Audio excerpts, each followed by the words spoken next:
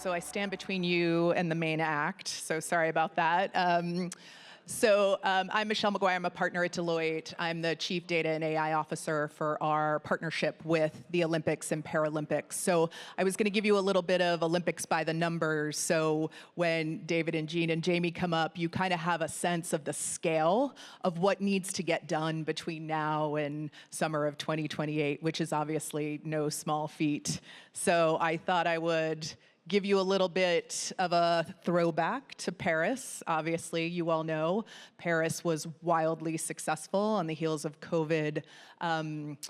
It basically reached 82% of the planet across every channel manageable. So my friends at LA28 have quite the challenge there. Not that it's a competition, it's all about sport and a better world through sport. But given the success of Paris from a not just a reach perspective, but things like media efficiency, over-delivering on performance in media, obviously in today's day and age, from a live perspective, is huge.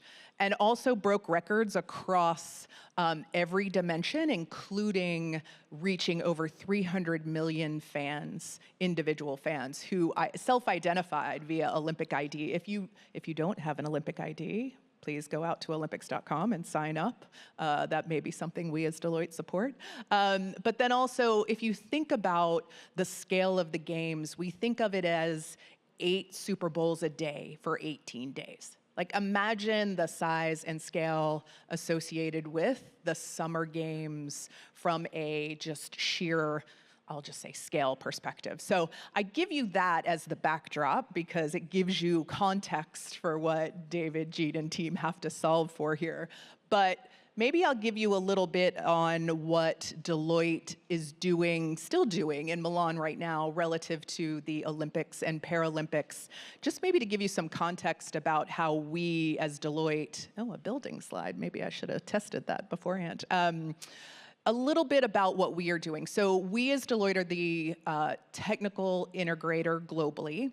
So that means we are delivering all of the, what I'll say, our games operations platform. So everything from field of play through to operational, every credential that is issued to Olympic Family, all run through over 18 systems that we as Deloitte both built and operate for the IOC.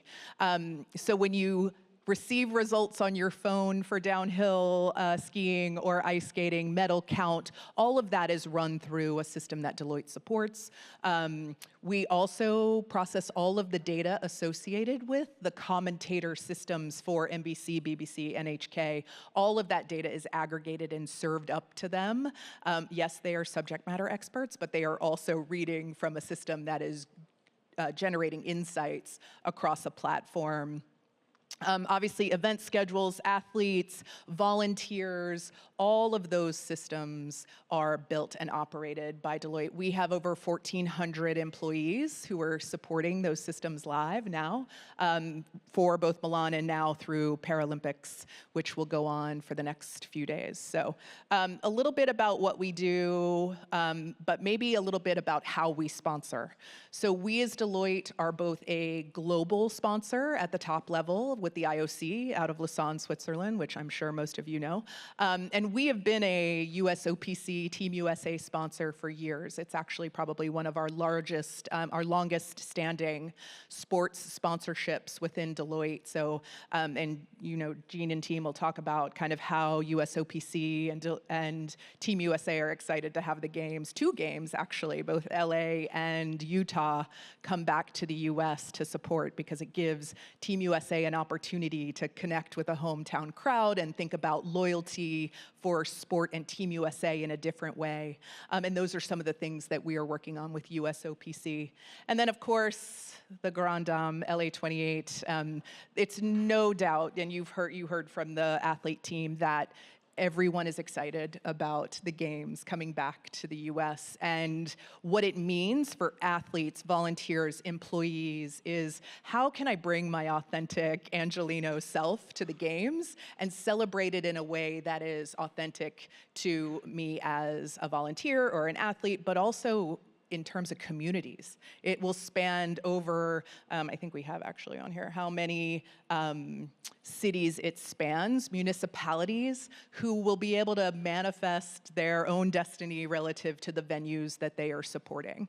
So just a little bit of LA by the numbers, and I'll hand it over to the pros here.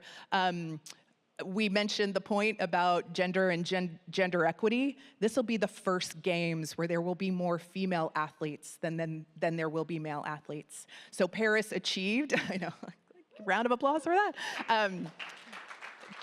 Paris achieved gender equity, but LA will be the first time that there will be more female athletes. So we're excited about that opportunity.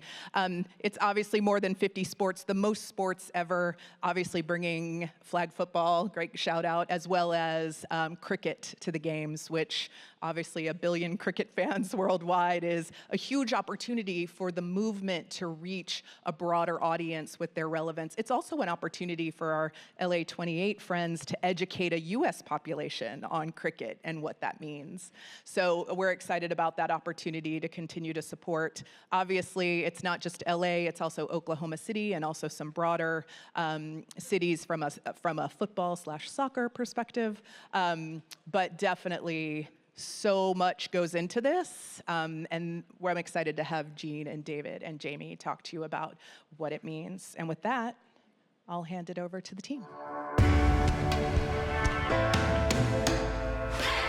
And we won't forget who we are. Exactly. David, nice to have you here. Jean, welcome back. I'm Jamie. Thank you very much. Yes, great to be here. Yeah, it's great to have you here. This will be the largest organized event in the history of the world. Jean, David, boy, you got your hands full. How many days? How many days until we have it? Yeah. What is it now, 850 something? Yeah, Right. it's a scarily low number, and it goes faster every day. But 2028 is a leap year, so you have one extra day. Thank goodness. I'll take every day I can get. Excellent. Well, it's exciting. And Ezra and the panel, wow. I mean, we're excited, but that was a real warm-up. Jean, maybe you could explain what the U.S. Olympic Committee does and how it ties to the IOC and why your pin is different than the pin that David is wearing. Okay, Yeah. so We can identify him by the pin. The U.S. Olympic and Paralympic Committee is the organization that's responsible for Team USA. And Team USA, it's both an Olympic team, a Paralympic team, it's Summer Games, it's Winter Games, it's the Pan Am Games. And so we have a bunch of dimensions that we have to be responsible for. And over a quad is a 4-year period that includes all of those 3 events, or let's say 6 events, because you have Olympic and Paralympic across all 3 of those dimensions of games in the summer, games in the winter, and games that are a Pan Am Games that always take place the summer before the Summer Games. So we haven't talked about it much, but we're going to have a Pan Am Games in Lima, Peru next year in 2027. And then obviously the Olympic Games here in 28, Olympic and Paralympic Games, Summer Games, and the Winter Games in 2030 in this quad will take place in the French Alps in Nice. We're responsible for basically creating the teams that compete for the United States of America at all of those events. That means we work with all the sports, Olympic and Paralympic sports. We help fund them. We help oversee their organization. We do things to help their athletes. We run a whole bunch of programs to help athletes with performance and performance innovation, wellness and mental health, and health in every possible manifestation.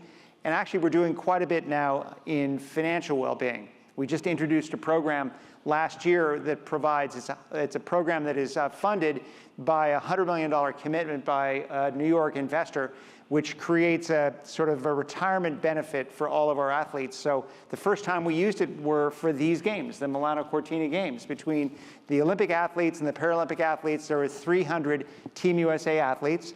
They each receive a $100,000 life insurance policy, and in effect, a guaranteed annuity that pays them $100,000 over 3 years, 20 years after they retire. So they don't get the money right away, but they know they've got something they can count on for the future. That's never been the case before. And the reason why this is so important is that the federal government does not pay our Team USA athletes in any way. There is no federal government support at all for any of the athletes. So the work that we do is to support the athletes so we can create a team that the country can be proud of. How do you plan for a game 3 or 4 years out when things are moving so quickly? You know, how do you do it? You know, what do you put, what flags you plant, and which ones do you let run a bit more, and how do you balance off the pace of change? I mean, the last few months have been the biggest change in my lifetime with Claude, AI, and others, and walk us through the trade-offs of certainty and uncertainty. So planning for a games which takes place relatively far in the future is a really interesting challenge. I joined LA28 in the summer of 2021. You had a BlackBerry. Not quite, but it's when you're planning for an event that really takes place quite far in the future, you have to make some relatively big bets about what is it going to look like, and you also need to make sure that the technology that you pick is absolutely positively going to work. We're very happy to be second, but we don't want to be first to use something. Because the thing about the games is, it's an immovable date. We know exactly when it's going to take place. And also, we can't rerun the race. So it's super important on things like timing and scoring and broadcast TV that it absolutely works. And also, we want to take advantage of modern technology. So, for example, one of the things that we're doing is we're really leaning into mobile technologies. Yeah. It's something which historically, at games, you walk around behind the scenes and you just see cables everywhere. I did it in Paris and Tokyo, and it was sort of embarrassing how much cables there were, which is not a great legacy when the games are over. So we're going to really lean into things like 5G to move both broadcast signals and also some of our critical technologies around things like timing and scoring. And also we have to balance the things which just have to work. So things like capturing that result on the field of play, the 100-meter sprint. Our systems need to be incredibly robust so that we can guarantee that we collect that information. So those are tried and true tested solutions that we use. All right, so you have Deloitte just gave us a little overview of their role. You have a very impressive group of tech partners. You know, what's the strategy for curating that set of partners? It seems like there's global partners and there's LA28 partners, and who are some of the new partners that have been added, and how are they all, I mean, you must be all together in one place, working together. So we're very lucky that having the games in California, you really couldn't do it in a better place, because there are so many high-tech companies that are in this country or in the state that really want to lean in and help us. So we're really very privileged to joining our roster of technology partners. So we have Deloitte, obviously, but we also have people like Google, we have CDW, Cisco, T-Mobile, Snowflake, Autodesk. We've got a growing roster. I'm talking to a potential partner almost every week, it feels like, who wants to become part of our team. And what's really interesting is when I look at the makeup of the technology team for the games, is that only a small proportion of our workforce are going to be actually LA28 employees. Only 10% of our people will be an LA28 badge person. 90% are seconded to you? Are seconded to us. And they're literally, today, sitting in our office next to each other. Where are your offices? Are they down by SoFi? Or? We are downtown. Okay. We are walking distance away from crypto.com. Okay. And we've got 800 people now in our office. We had 60 when I started. Wow. By games time, we'll have 5,000 full-time employees. Wow. So LA28 has a, quote, no-build venue approach. And how does that shape your tech planning and deployment? And then, Gene, I'd ask you the same question about how it affects the economic model of the games. But why don't we start with kind of, you know, we're using SoFi, but it has to be probably they never had a swim meet there before, right? Yeah. I mean, there's lots of things that are great venues, but maybe being repurposed. The Coliseum probably have a new look. Tell us about the kind of taking, trying to avoid building new venues, schedule and cost, but maybe reinventing their usage. I mean, how is that? So this is the first time ever that an Olympic Games is taking place without building any new permanent buildings. So 75% of our sports venues, and we've got 49 of them, they will be, so 75% of those exist today, and 25% of them will be temporary venues. So a temporary venue could be something like surfing, which is taking place at Trestles Beach. It's a beach with sand. So it's just north of Camp Pendleton, right between Camp Pendleton and San Clemente. So we will have some temporary structures there, basically tents. Or the water polo arena. It's going to be a temporary arena, temporary pool in Long Beach. Long Beach, okay. And the permanent buildings, it's great when you're doing the sport in the venue that it was designed and built for. So Intuit Dome, that's where we're going to be doing basketball, so that makes sense. But when you're doing swimming in SoFi Stadium, you're building a temporary swimming pool, in fact, 2 temporary swimming pools on the field, and that will be transform it from a football stadium into a swimming venue. So that introduces some complexity, but what we do want to do is do it in a very sustainable way and leverage as much of the technology and capabilities of that venue as we can.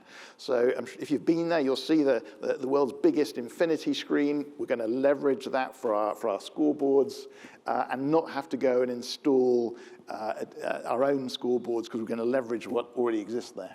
But you come out of the pool, it's different than looking up to watch a replay on a football game, though, isn't it? A little bit different. Yeah. Now, Gene, business model for the Olympics. You've got, walk us through it. No problem. So these games are not going to cost taxpayers any money. That's the pledge, that's the commitment, and it's certainly the expectation. So the way that we pay for the games is through 3 different sources of revenue. One is we get a distribution from the IOC. They share part of the media revenues that are paid by NBC and Warner Brothers Discovery, which owns all the rights in Western Europe and so forth, and NHK, and about 60 or 70 international broadcasters that carry the distributed coverage of media rights around the globe. We get a distribution that's significant, let's say a little less than $1 billion on that front, and then about another $450 million, which is a partial distribution from the top sponsorships, like Deloitte sponsorship. So that comes from the IOC, and the rest is actually generated directly by LA28. A big part of it is tickets and hospitality. We'll sell 14 million tickets for the Olympic and the Paralympic Games over roughly 5 weeks. In all of Southern California, for all of our professional and college sport teams, over a year, we sell somewhere between 12 and 13 million tickets. So in 5 weeks, we're going to do more ticket sales than we do in a whole year in all of Southern California. That gives you some sense of the intensity. And we'll generate a lot of revenue from tickets for everything from the opening ceremony. And this could include every event you can possibly imagine. We're going to have 351 medal events, and those are kind of the prime tickets. But it'll be a spectacular success with tremendous demand. The ticket registration site was opened up last month. It runs until March 18th. In terms of demand, we're going to have tremendous demand. And that's only for the first draw. And those are just the plane tickets. You have the premium ticket. Correct. So there's going to be a huge ticket demand. We've also been very, very successful in selling commercial sponsorship rights. The objective was to sell $2.5 billion. We're well over $2 billion now, and we know we'll meet $2.5 billion and probably surpass it. So you add all that together, and we expect we're going to have a revenue that will match the expectation in the budget, which is $7.2 to $7.3 billion. Now, we have to pay for everything with $7.2 or $7.3 billion. And what that means is literally everything from paying for the athletes to come here and house them. UCLA is going to be the athletes' village. So fortunately, we didn't have to build it. That's one of the reasons these games work. We have something which is the ideal spot in the world to house athletes from all around the world. UCLA houses 25,000 people from all around the world. They feed them the food that they like to eat. They let them recreate all throughout the UCLA campus with the best recreation facilities you can imagine. So it is the ideal setting for athletes for an Olympic or Paralympic Games. And they won't have summer school in the summer of 2028. So we have to compensate UCLA for what is lost because we're using their facilities. But imagine how much it would cost to house something that is newly built that could house 17,000 athletes and trainers and team officials and so forth, and feed them and train them and give them medical attention and whatever else you need if you had to build it from square one. When we started the bid, that's what we thought we had to do, because they all said, well, the athletes don't like to stay in dormitories. And I thought to myself, well, wait a second, where did they come from? They only got to be athletes because they started living in dormitories and they participated or competed in the schools in the first place. And honestly, if you've been in the UCLA residences, it's hard to call them dormitories. They're really nice, and I think it'll be a great experience. So when do the athletes arrive here? I mean, what's the athlete experience? I mean, are they in the Olympic Village for the entire duration or just when they're competing? And how do you balance this sort of creating this community, but also having it manageable? Yeah. Well, we could probably ask the athletes themselves, are you in the village the whole time? The athletes have a lot of flexibility, except that they have to compete. So their competition schedule sort of drives where they spend their time and how they spend their time. And every one of the teams has its own set of principles about what they want to do. So Team USA will do a certain thing. We do this at every games. We have something called the Team USA Welcome Experience, which is run by Nike and Ralph Lauren. It's where we outfit the athletes as soon as they arrive in the host city.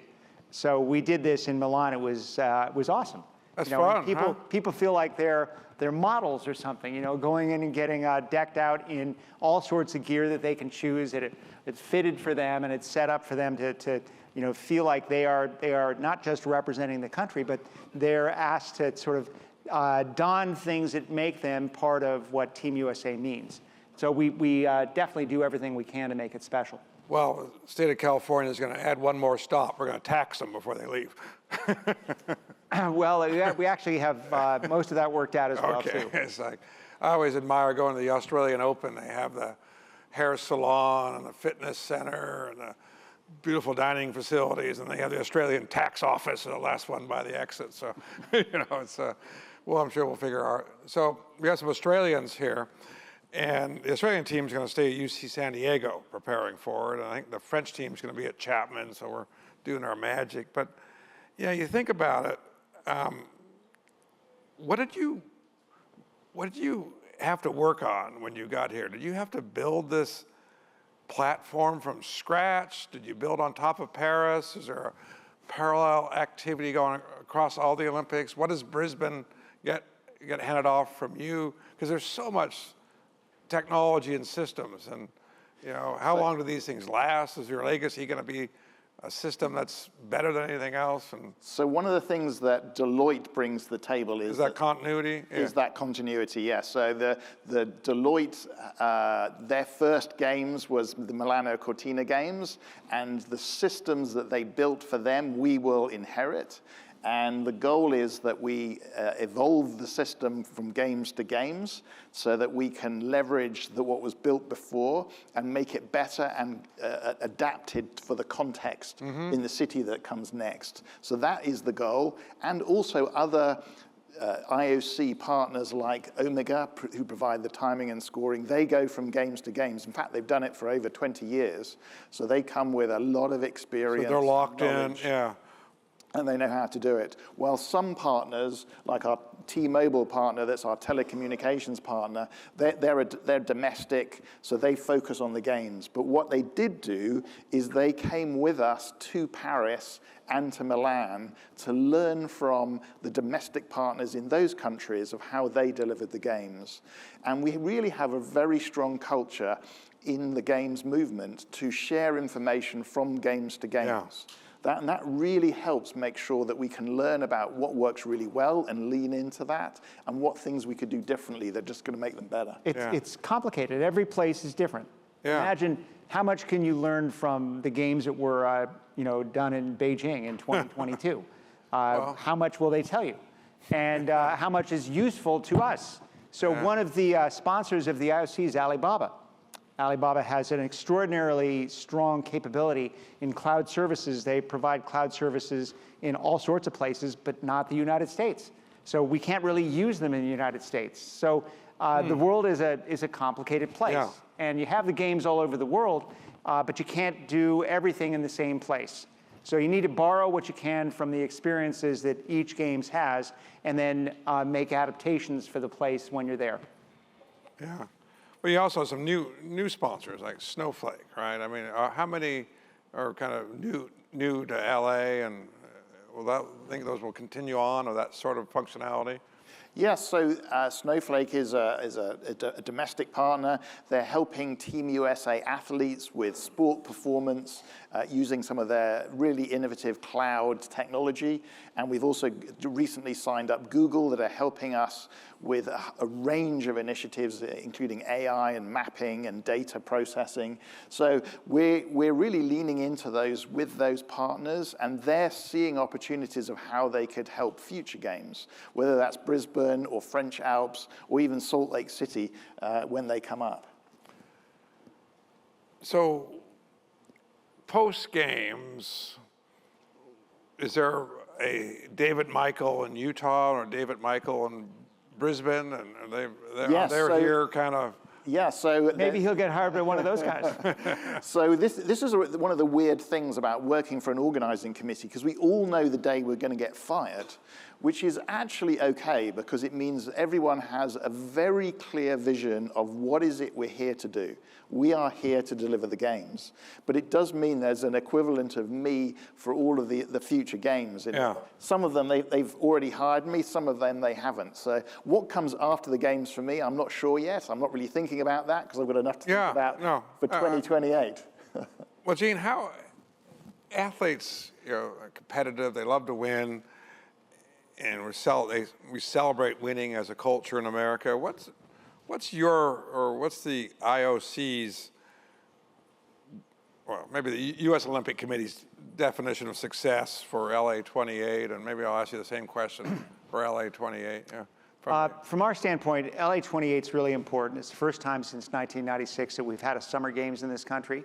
We've become accustomed to this idea that the Olympic and Paralympic Games happen here only once in a generation, and we want to change all that.